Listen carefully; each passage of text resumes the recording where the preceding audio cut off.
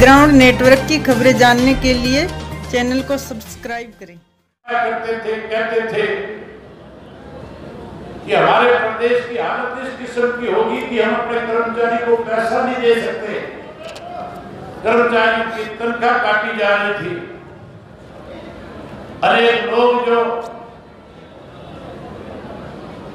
इस देश में अलग अलग फैक्ट्रियों में, अलग अलग इंस्टीट्यूट में जो काम करने वाले थे, उन्हें नौकरी से निकाल दिया गया था। वहां केवल और केवल इस देश को बचाने में अगर कोई सबसे ज्यादा मेहनत कर रहा था, हम अखबार में पढ़ते थे, टीवी में देखते थे, सोशल मीडिया पे खबरें आती थी कि आज देश की आर्थिक स्थिति लगातार कमजोर होती जा रही है, कारखाने बंद हैं, अंबानी और अडानी की हालात भी इस किस्म के हो गए थे कि पता नहीं आने वाले समय में तुम्हें और कौन कौन सी दिक्कत और कठिनाइयों का सामना करना पड़ेगा।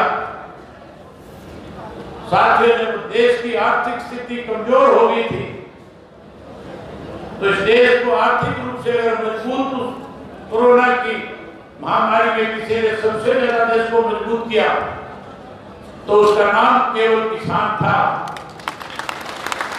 किसान ने कोरोना की परवाह किए बिना दिन रात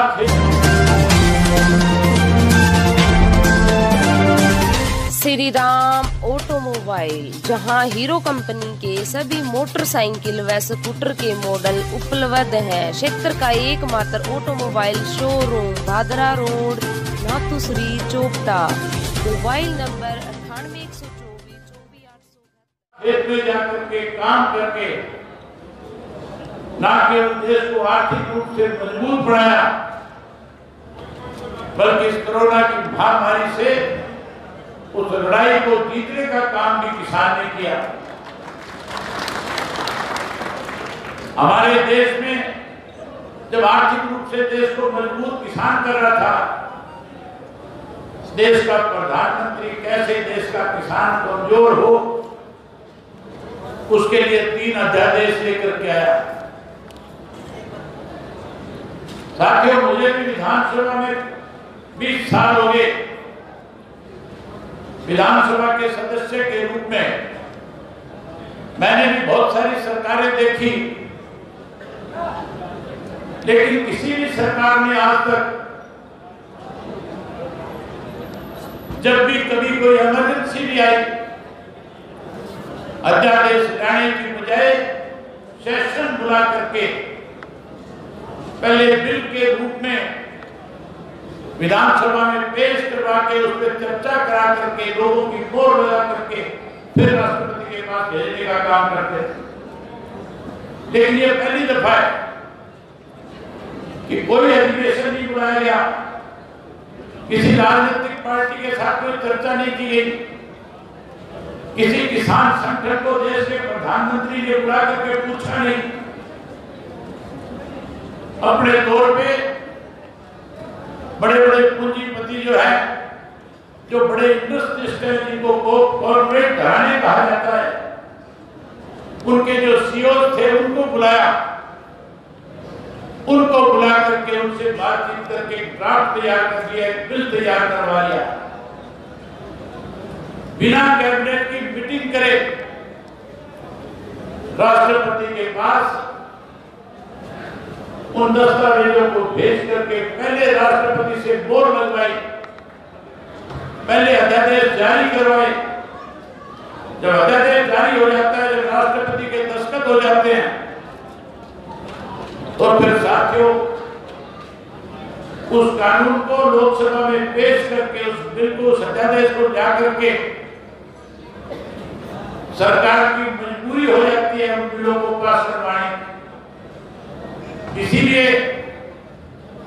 जब लोकसभा से बहुमत के बलबूते पे इस बिल को पास कराया, राज्यसभा में जहां डर था कि ये बिल कहीं गिर ना जाए, आने वाले समय में कहीं सरकार के सामने कोई संकट ना खड़ा हो जाए, हमारे देश के प्रधानमंत्री ने राज्यसभा में प्रजातंत्र करके उस बिल को बिना बहुमत के भी पास करवाने का काम किया।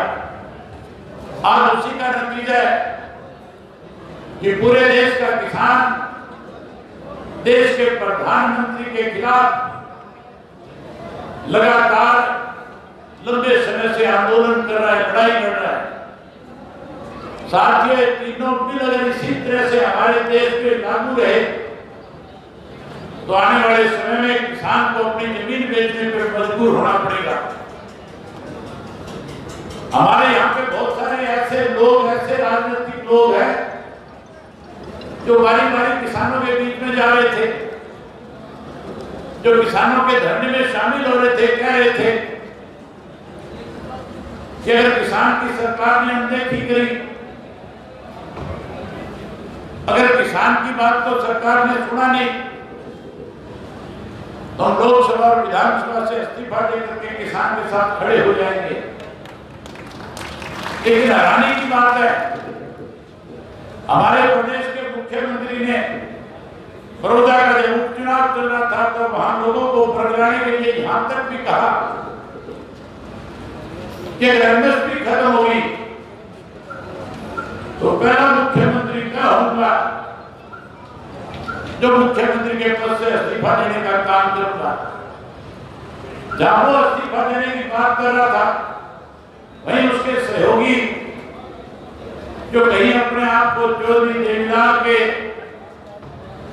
मंजिलों पे चलने वाले बता रहे थे, जो कह रहे थे कि हम चौधरी देवीलाल की नीतियों को लागू करेंगे, वो भी अखबार के माध्यम से कहते थे एमएसपी खत्म नहीं होने देंगे, अगर एमएसपी खत्म होगी तो हम सत्ता से बाहर हो जाएंगे। साथियों, ये जो बिल है, इन बिलों में साफ लिखा हुआ है कि अगर ये बिल इसी तरह से लागू रहे तो आने वाले समय में ये आपकी जो मंडियां बनी हुई है, ये सारी मंडियां समाप्त हो जाएंगी। प्राइवेट लोगों के हाथ में मंडियां आ जाएंगी। यहाँ पे बहुत बड़े बड़े घराने, अंबानी, अडानी, केएफसी जैसे, मैकडोनल्ड जैसे अपने ऑफिस खोल लेंगे और किसान के साथ जाकर के उसका फसल का एग्रीमेंट करेंगे और फसल का एग्रीमेंट करने के बाद जब उस किसान की फसल को औने पौने दाम में खरीदेंगे, वही उस एग्रीमेंट के तहत उस किसान से उस जमीन पे अंगूठे लगवाएंगे। कैसे उसकी जमीन ली जाए, कैसे उस किसान की जमीन को बैंक के गिरवी रखा जाए, इसके लिए साथियों आपको लालच दिया जाएगा। लालच के बाद आपकी जमीन कैसे ली जाए, इसके लिए पहली दफा आपको आपकी फसल का मूल्य ज्यादा देकर के कहीं आप पे अपना भरोसा रखने का काम करेंगे। लेकिन उसके बाद जब अगली फसल होगी, आपको चेक देने की बजाय आपकी फसल उठा करके वो कंपनी